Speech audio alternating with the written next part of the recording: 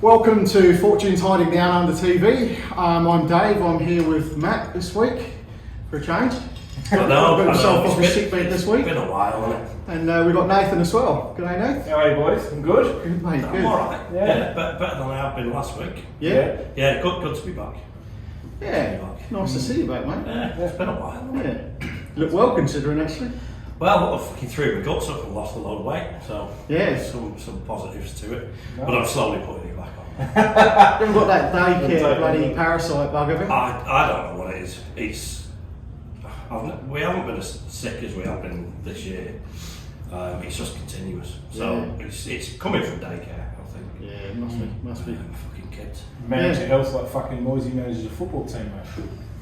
Well, Is that a good segue for you, mate? so this morning. Fucking hell. So, yeah, look, I think before the game we were all hoping and expecting a win. It's a game you have to win, isn't it? I think playing bottom of the team, bottom of the league at home. Mm-hmm. I think any fans entitled. I think their team's going to at least have a good bloody go at picking up all the points. Yeah. But 2-2. Look, from where we came from, maybe it wasn't so bad. But yeah, what's your thoughts, man? Look, I smelled trouble the minute I saw that Alvarez wasn't in the team. Yes. Yeah. And I thought, I tried to understand what was going on. Because I did think that Phillips would come in. I thought it was the perfect game for him to bring Phillips in. And so I got that. I didn't think for a minute that it would be Alvarez that he was leaving out. And then I thought, is he resting him for fucking Thursday or whatever? But either way, we should still have enough to beat him. I don't know. That first half was absolutely fucking abysmal. Well, I'll add to what you just said there because I do think that was the key reason. I think Phillips is slow. He's obviously short of pace. He's short of match sharpness. He's not confident. And I think he slowed the whole team down. So I think that actually was the key contributor to our downfall in that first half. And people have said a lot about JWP as well. I feel a little bit sorry for him because I think being out in that left position is not really his own. But we definitely stray passes from Phillips. And just a general lack of assurance and pace and transition. It really fucked me off the way that the guy went past him before the first goal. And he backed off and he put his hands up like he didn't want to go in and commit the foul. But why not? Why not fucking go through and commit the foul? I mean, you don't expect him to put it in the top corner from where he did, but... Well, it was Aguirre that was given the slip, wasn't it? Yeah, and Phillips. Yeah, Phillips. And Phillips came across, and you think, Someone should have put something on. The thing with Phillips is, whatever. you want to impose yourself somehow. He's been that shit, and fair enough, he's not had the best luck. But whether it's a decent pass, whether it's a heavy tackle, you want something to make a bit of an impact. And he just seems like he's got nothing. You're right, because it's one of those shots, right, that you could hit that 8 times out of 10, and very rarely do you get that ball to move the way that it did. Well, it was a quality shot, but there's just no enough pressure on him having the shot. There's no disputing that shot was that was world class. He hit that perfectly. He had a lot to do. It wasn't but you go, well, it's the way that we've played, the way that we've let him through that's given him that opportunity at all. And then at 1-0, you're like, well, we're dragging ourselves back into this now. Just a reaction, maybe step it up a little, please. It just all seemed wrong from the start. It did. I sort of sensed that after the starting lineup that we put out against Friday, and I know we're going to talk about that a little bit later on. You just knew that something was coming. Like you can't just start the same 11 and then think that they're going to start again on Sunday. So there was some changes coming. And look, you think that Phillips should be able to come into a side. Alvarez, like we were speaking about it last week, that he does have to be very, very careful over these next 5 games, or he could see himself with a two-match ban. But in some like I think you've almost got to like say to him, like, mate, this is on you, right? You know, like you've got to do that. No. It's on Alvarez to manage himself through those games. Yeah. Which he's doing quite well. Because I'll add to that, right? That I think that the pressure he was put under today, or last night, was actually more of a risk of him picking up that yellow card because he had to take a lot more risks. And I'm not sure what you guys saw, but I reckon there was moments in that game or even that half where he didn't go for challenges that he normally would because he was worried about giving up that yellow card. Yeah. So, look, I mean, we can get into the second half. I guess we haven't finished the first half yet. But I'm thinking that Moyes is a little bit damned if he does, damned if he doesn't. Yeah. Because he's criticised a lot for not rotating, not using his squad. He's got 2 European games either side of a bottom of the table clash. Yeah. Has he got the right to expect from his players that he's bringing in to fill that role and not give him the headache of having to change it 2-0 down at home to bottom place team? I think it's some of the choices that he's making though, they just don't seem to make a lot of sense. Yeah. So, he's got 2 players there that are out and out wingers, and Antonio is fit, and like he spent this would be his 3rd or 4th game that he played fuck all on Thursday night, which annoyed me. But he's got enough there to go, right, well, let's just go and put this game to bed in the first half. Yeah. He starts Antonio, Bowen, Kudus on either side, and Paqueta in the hole in the middle there. Like that's a top class front four. I actually agree. Why would you go with that? I would have had Antonio in the mix, and I definitely would for this coming Thursday, right? Yeah, we'll get to that. Yeah. I think that having Ward-Prowse move to the left in an uncomfortable position, bringing Phillips in, who's been a bit of a liability, alongside the fact that you've got Cresswell come in for Emerson, who's also shaky, right? And he didn't have a good game, did he? No. Let's be honest. No. There's too many changes. To that side. Well, not to mention as well, then you've got Aguirre playing on the left centre back side as well. Yeah. So that whole side, those 3 on that side are all fucking. And that's probably just answered the question that you've asked. Yes, it's easy. It's easy to look and say he made a lot of changes, so it must be Moyes' fault. And then you can counter that by saying, well, the players should have done better. But you actually look at the changes that have been made. They're all Moyes' decisions to make those changes. And we can see that the balance that has on the team makes it very, very fucking difficult. Why, if he didn't, I don't understand why he's left Alvarez out. If it is to rest him, which I thought a bit of that. Playing, starting. And bring him off after an hour. Yeah, that's a fair call as well. But how JWP is just like a fucking lost sheep at the moment. I don't think it is completely his fault. He's having the life sucked out of him, in my opinion. The same way that Ford Owls did, that Ben Rama did, that Danny Ings has had. By being asked to constantly play in these positions that don't suit him. I'm not just going to turn it into a fucking bitch fest about Moyes, but he brings all this on himself. And that is the reason that we started so sluggishly. I can see a scenario where not doing what he did is also the wrong decision as well, though. Do you know what I mean? Because you can see the reasons he's done it. And I don't agree with it. I'll say it now, right? Because before people start getting on my back about being a Moyes lover, and because that ain't the case. I will say this now. From what I've seen of Phillips in top form, from what I've seen of him at the moment in his current state, I don't think at his best he's as good as Alvarez. I'm saying he's a shadow. I think Alvarez is a top CDM. Yeah, he is really close. And he's by far our best player in that. Central midfield. And he proved that in the second half. He was cold lost as well. It was unbelievable. Do we want to talk about that second goal? Because that was fucking pathetic. So, I think he's taken us now up to 2 goals and 2 assists for everyone else. For everyone else, Just when you're saying how good he is, though, do you know what I mean? And is it that shaky partnership with Aguirre that sort of... Is Zuma doing more to make Mavropanos feel comfortable than we know? Because we're all on Zuma. I don't think that Mavropanos is a great player. I think he's alright. I think he's very, very prone to mistakes. Yeah. And I think he does benefit from having a really solid partner next to him. He needs someone like Ogbonna, right? 5 years ago. Yeah, or Zuma or Zuma 3 or 5 years ago. I'd have Ogbonna now. I would too. I would too. 100%. That's probably been our best defensive partnership this whole year has been Ogbonna and Dinos, right?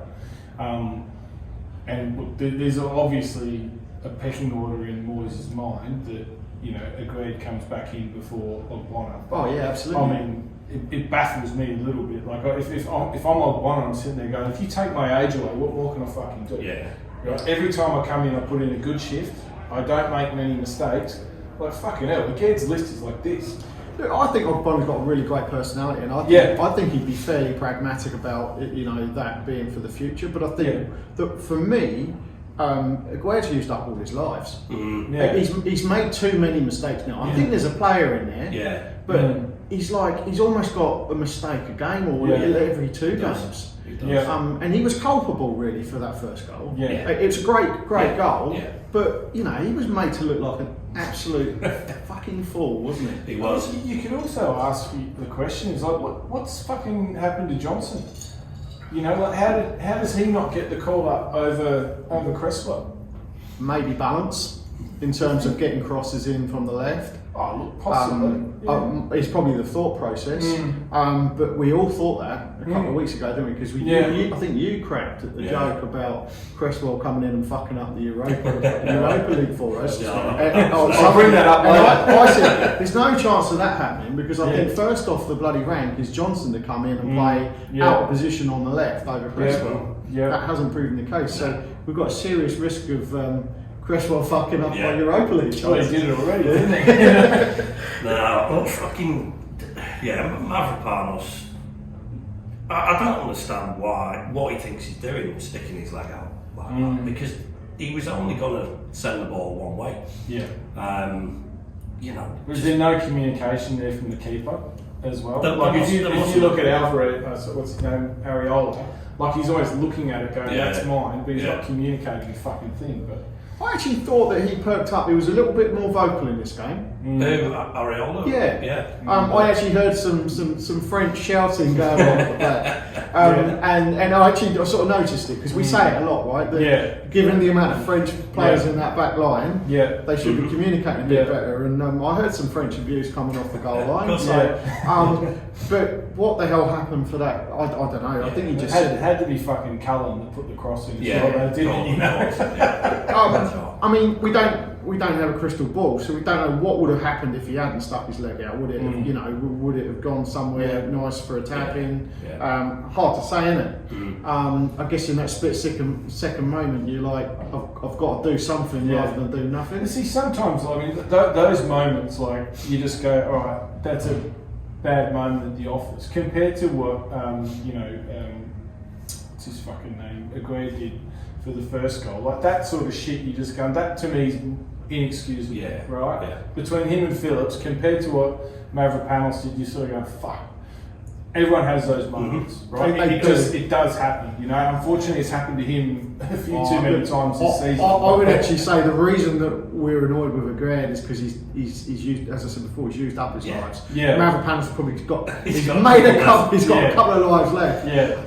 But if he scores one more goal, does that put him back to the I don't know. Look, I looked at that second and you go, you don't get any more fucking West Ham than this. No, you don't. I'm like this is, we're 2-0 down at home to Burnley. Someone's going to get the corner flag out and stick it in the centre circle in a minute. It's like, this is. It had shades of it written all over it. Didn't it? So I confess I didn't watch it live. I got up at 4 a.m. and I watched it, and I skipped through half time, and I went a little bit too far, and I saw Paquetá. He'd scored. And I'm like, and I thought, it's no loss if I miss a minute or two of the first half, and I had to rewind it and watch it. So he actually was the best moment. I was going to say he made some changes, but he had to, didn't he? There's no way that he couldn't. I think he took Phillips and JWP off. Piqueta into the middle. Well, I mean, Paqueta scored so early that you can't. Yeah, you can't put that down. Put that down to the changes or anything. Because he was drifting in centrally a lot through that first half anyway, right? You can't, but give some credit where it's due. Like they've just come out of the dressing room, they've made some positive changes, and it's then the attitude of the team. I think it was a completely different second half, wasn't it? I mean, really, you know, we're sort of focusing on the negatives. We still should have won the game comfortably. Well, I tell you what frustrated me in that second half was after scoring that early goal, and we very, very nearly made it 2-2 quite quickly afterwards of that. But then it seemed like I found the clock. You know, sometimes the clock goes real slow. It's like 15-minute chunks for me were just disappearing. I'm like, we're running out of time here, boys. And we're not really doing enough to turn that screw. Fucking Burnley were doing everything they could just to slow it down too. Everything. And why wouldn't you? I mean, they just that was their mindset, regardless of whether they scored, because they were doing that in the first half as well. So it just puts fucking fuel on top of the fire. A couple of those scrapes are really getting on my nerves, to be quite honest. So Danny Ings, eh? Yeah. What a legend. That first goal. Always got a space for him. I looked at that first goal and I saw Antonio. I thought, you're offside. And then they put it up on the screen and I'm like, I don't know. And then they drew the fucking lines. It was marginally. It was a great little finish, wasn't it? Fantastic. Nipped in there for an old bloke. He's nipped in there and done what he's done his whole career and not really done for us. Not done it for us, no. And then the goal was fucking. But you've got to say that, right? Like if you just take Ings' last game, right? And then you fast forward to now. Like he's carried on that form from that last game to when he came back on the pitch this time, and I thought his energy was great. You know, he was mixing it up. He was in the right areas the majority of the time, and having a crack. And what was it that he hit the post, didn't he? The bar. He's put it in the net twice. Done his job twice and hit the bar with a cracking shot. I mean, the enthusiasm was there. Nothing else. I can't work out how he's been through that whole fucking hair transplant thing. And he still looks fucking bald. He's got less hair than me on the top. So I don't know what's gone on there. But he started off well, like when he was in Australia, like he looked like he was getting a nice coat. Yeah, he did. This was impressive. Who's that goal? I mean, we talk about the one that wasn't. The goal the goal was great. It was great. And the one that hit the bar was a cracking shot. And it's funny, isn't it, the contrast between what he did and then Antonio. It's fucking rosette, isn't it? Straight over the top, 30 seconds. I mean, Curtis had one as well. He started over the bar. That's why he went ass up then. Didn't he? Lost his footing completely. I do feel like that Antonio added to the game though. And you put him out wide and he's doing bits and pieces out there. And I think Danny Ings has never been a lone striker. No. And having a target like that, straight away he's got one nodded down and he's got a goal. Fractionally offside, unfortunate. It was unfortunate that offside because you could look at that so many different ways, and now it's obviously arms aren't part of the line because the Burnley's arm was further out than Antonio's, but it obviously goes off like. Parts of the body. It was closer than I thought it would have been in real time because it did look offside, and everyone's celebrating the bloody tools going up, and you're like, But even it was in that moment in the first half when the linesman put his flag up and Bowen was going through on goal. He was actually onside. He was onside, and he called it, and you just go, fuck. It's just like anything like that at the moment is just not playing our way, really. I agree. And we've had the two penalty shouts in the last two games as well, haven't we? So look, that was disgraceful, the penalty shout in this one. But I can understand. I understand the decision of the Freiburg one. So whether it's enough to call Souček's push a foul or not, I don't know. But I can understand. You go, well, because that's involved. You go, it's not a clear and obvious error. This one, he didn't even review it, did they? Well, they review everything, right? They look at everything. They got the all clear. But, how can you put your hands up like that? Pretty much catch the ball. You're not in a natural position having your hands up like that. No. Whether it comes off here to here or there. No, you can't go up like that like a bloody goalkeeper. That's right. Yeah. Make contact with your hand and not get a penalty for me. I'm a bit triggered by that, to be honest. It was fucking disgraceful. But I think it comes back to the point though, like you said earlier, like we should have just fucking won the game. Yeah. Right? Like if we showed up like we at half time at the start of the game, like we wouldn't be worried about missing penalties like that, or And people talk about the luck that we've had with Soucek last minute to score goals like that as well. JWP's non-handball against Luton. But we're leaving. We are. And I agree with it to an extent because we are leaving it to those margins. Yeah. Now these are where we haven't had the luck, right? Because luck evens itself out over the course of the season, right? You go well. We should be getting these decisions, but we haven't got them. But we shouldn't be leaving it to those kind of margins to win a game against Burnley. And same Sheffield United away, right? There's all that stupid drama in injury time that's taken the result away from us. But maybe we should have had our shit together before the dying 15 minutes of the game. We actually fucking worked out that football's played over 90 minutes and not 45. We might be a bit of a fucking chance. Yeah, but that said, you've got to be happy that you're going for it in those dying embers. But I just think there was more to be had out of that second half. Yeah. And there was lots of time just allowed to fizz away out of that game. That it came so desperate. Yeah. Well, really, after we got the goal back right at the start of the second half, you've got plenty of time to go and win the game. And that's all anyone would have been thinking about.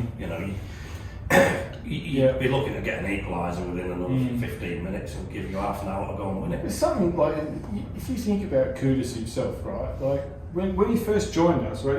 I think he already had 4 with Ajax. Right? Yeah. So he's up to 14 for this season when you say it. So he's had 10 before Christmas. And anything he was fucking touching was going in the back of the net, it was assisting. Now it's just like, it's almost, he's just got the wrong fucking boots on. Oh, well, I was going to say the same thing, right? Because I'm a little bit. You don't want to say he's out of form, but he's not found his boots since he got back from AFCON. But he's still contributing assists. I'll give him that. But he's. I don't know if it's confidence. He's just not quite. Yeah, I know what you mean. There, is he? If you think about his effective moments in games. At the moment, it's like 1, 2, or 3. Whereas he would have 5 or 6 effective moments in a half. Before he went away to AFCON. But since he's come back from AFCON, it's sort of. But whether or not he's got that was his bigger sort of perspective before that, and that's what he was really trying to aim towards, having a successful time while they were there. They were pretty heavy favourites. Then to get he pretty much did everything right during that tournament. Yeah. And no one around him in his team. Because I think he scored 2 and in the game that they needed to win, and then they ended up drawing at 2-2. So you reckon he came out and go, just carried a nation, I don't want to carry this. Pretty much. He's probably fucking sick and wise. No, look, I honestly think, he don't fucking say anything about the Moisaya. No, Class. I'm talking about Kudus, right? Class is permanent, form is temporary. And you have to say, well, 3 assists in his last couple of games. His drop in form is better than a lot of players' top form. That's a fair point to make. I guess you do set some high expectations for players like that, right? I mean, the amount of shots he's missed. If you put them on Antonio, you just go, that's par for the course, right? Yeah. But when someone of his quality comes in and he's spraying left, right, and centre, you just go. But there was one there, wasn't there? You go, well, if they had come to him in December, that's ripping out the other side. You're right, when he was coming in from the right hand side to the top of the box. But football's like that. What's Jesse Lingard done since the best 6 months of his career when he was at West Ham? The difference is, I think Kudus will come back really strong at some point. You're just waiting for that moment, really, aren't you? To turn it on, and you'll bag 3 in a game. I hope it's Thursday. Yeah, let's hope so. We move on to that one. So Freiburg was Friday morning. Friday morning for us. Yeah. What did you think? Look, I didn't think we were awful. Yeah. No, I didn't think. I thought we did, for the most part of the game, we defended very well. We didn't quite take our chances, which was what cost us a fair amount. And that goal towards the end was pretty shit. Yeah, it was. There was nothing there to make you feel frightened of them coming to our place for the next leg. But then you look at our game today or last night and you go, well, there's also no guarantees that we're going to get the bloody job done. So it does give you a little bit of caution to getting too excited as well. Yeah, I was pretty disappointed overall. Like you say, I didn't think we played badly. I was just disappointed that they didn't go for it a bit more. Because Freiburg really didn't. They set up like they were the away team. They really didn't. You know? And after 20 minutes, I was really happy. I was thinking, we've set up, we're having a good look at them. Yeah. And then when it became clear that they were actually shit and they weren't really going to offer anything, we should have stepped it up then. And that's again coming back to Moyes. That's where his failings are. That in-game management of identifying. Actually, we can go on the front foot here. Yeah. Instead of just sticking to the fucking plan. The thing is though, he's already had 2 looks at him this year, and I know they had a couple of players coming back. So, but 2 players in the team. It's not like they've played with like 6 or 7 out when we've played them in the first 2 legs. So he's had a good enough look at them to sit there and just go. For me again, I know Antonio can't do it every time, but these 2 games especially, they just had it written all over for him to just get in there and ragdoll those fucking central defenders and give Bowen and Kudus the creativity and time that they need out wide to put balls into the box. Yeah. I thought we had some good phases of play though. Yeah. And I just thought if it had an end product, which is what was lacking, obviously. It's just all too cautious though, isn't it? That's the fucking problem. And you can spin it and say, we've been in the game, we've given away a soft goal, it's away from home, we're still in the tie. Yeah. But you've got to look at it from that mindset of what is it De Rossi who's coaching Roma at the moment now? Yeah. Why the fuck don't we just get out there and get the job done within the first 15, 20, 30 minutes? We go 1 or 2 up there and then the onus is on them to score. Yeah. Right? Whereas we just want to sit there and just hold out for 90 minutes and then go, oh fuck it, let's see if we can nick one. Yeah. Why not go out there like that and then give yourself something to defend and then because it makes them want something more because they'll be shit scared about coming to our place on Thursday night. I think, and we did very well out there in the group stage. We went out there, we went on that front foot, and we really put it to them. And you're right, we didn't do that the other day. I think it's different though when you're going into a 2-legged tie because there's a lot of football to play. Yeah. And I don't necessarily disagree with the whole keep it tight, right? Because you look at, you just talk about Roma. What about Brighton now? Everyone goes on about deserving ball and all that kind of shit, right? And you'd love West Ham to play like Brighton do. You wouldn't want to be 4-0 down coming back home in the fucking second leg of a European tie, would you? No, you're right. But I think there's probably a massive big difference between Freiburg and Roma. Totally agree. But I don't think we're coming back from Roma 4-0 down either. No, I agree with that. But that's the horses for courses piece, you sit there and just go, all right, if we're playing Roma, you could probably understand it just keep it tight, 1-0's not the worst score, we'll get them at our place and we'll fucking show them what's what, Like we did that against Seville. But when it's fucking Freiburg, you've beaten them twice. How much more of a look do you need at them to go, right, there's their weaknesses, fucking go at them. That's the thing, isn't it? It's all down the opposition. Coming back from Roma 1-0 down wouldn't be a bad result. No. Wouldn't be a bad at all. But Freiburg aren't very good. No. I've seen them a couple of times already. I don't think they're very good. That said, you look at sort of form and confidence, they've just come on the back of an away win this weekend. They beat us in the first leg. And they're going to back themselves. The thing is, we should still get through. If we play anywhere near, we can't start the way we started against Burnley. This is the danger. We've got to score 2 goals without reply. Yeah. So we've got to win that, or we're going to penalty shootout. At best. Yeah. So we have to go all guns blazing and really press them. I think we will. I think we will come out like that because we've got no choice, and I think we will win.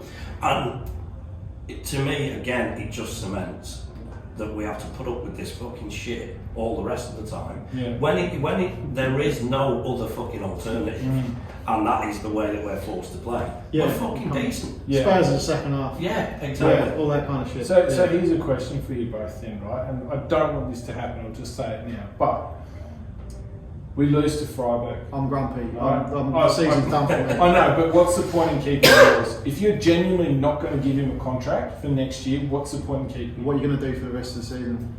Fucking anything. Yeah, I don't know. I think if we do get knocked out of Freiburg, fucking Yeah, I really hope that doesn't. Yeah, I agree with you. Then I think you're looking at going hard, and today's result is the anti to that. But you're looking at going hard to get that 7th or 6th place to get in Europa League or Europa Conference League.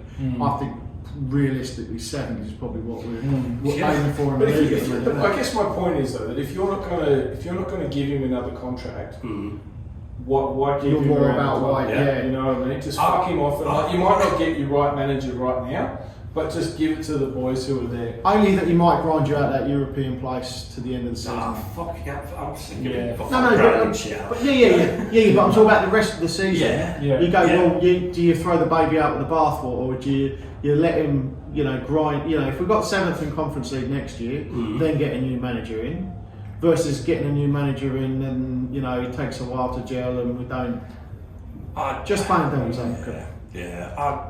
There's that many problems there right now that Moyes can't seem to fucking work out the best way to play this team. Yeah, can he? correct. Right? Yeah. I don't understand. Like even without Alvarez in the team, which I think he should have been, I think Antonio into the middle, right, with Paqueta, JWP and what's his fucking name, Calvin Phillips. They're your midfield three. That would have been a better starting 11 than what he put out. Because like we said before, I know Paqueta allegedly started on the left, but it didn't take long for him to be just drifting in central. He's got a free role almost. And then Ward-Prowse is out there. Right, Ward-Prowse is bad enough trying to play a defensive midfield role, let alone putting him out on the wing in front of Cresswell, who can't fucking run. Yeah. And then you've got Agad next to him as well. So I don't know, if we do go out to Freiburg, I just think fuck him off and find someone else who can do it. Or even just keep it with the assistant managers. Just get Mark Noble in there for the Noble rest of in the there season. for the And fucking have a bit half. of fun. Yeah. Get him on the fucking sideline with a crate of Heineken. Yeah. And just all right. fucking. I've got to admit, I'm flat as fuck if we're losing to Freiburg. Yeah.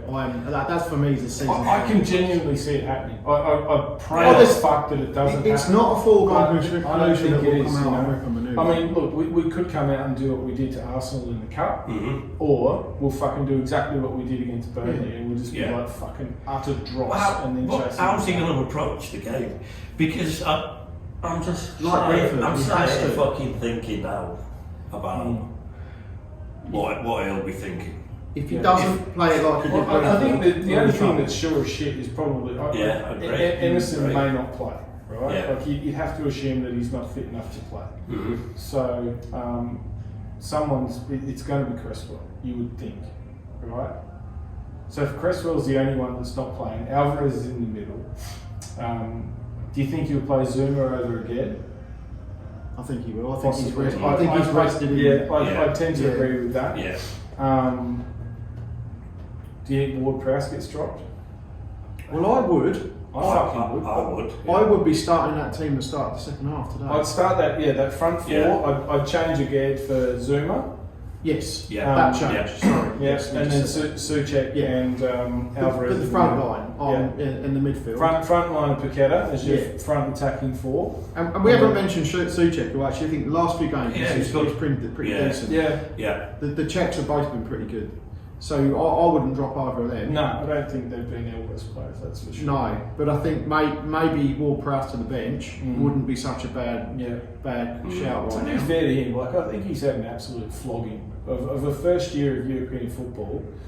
He's never had that before with Southampton, right? Yeah. And there hasn't been too many games that he hasn't started. So I think it's time just to give him a bit of a rest, give him a freshen up. It's like we've still got 10 very, very, very important games in the league after this, and hopefully we're talking about a quarter final berth in in Europe as well, We've right? got So- Aston Villa a couple of days later, Yeah. so there's no reason that Ward-Prowse can't start for that game, right? No, but that's I think this is so important that we have to hit them hard from the off, like we did, Yeah, we do. against Brentford. Yeah. Look, and that's not to say Ward-Prowse can't be part of that, but I just think, Just give him a spell, What do you reckon then?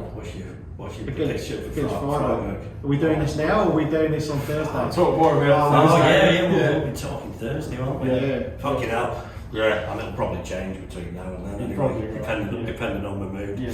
I mean, I think over the course of, from Thursday night till this morning, we played 90 minutes of pretty good football, right?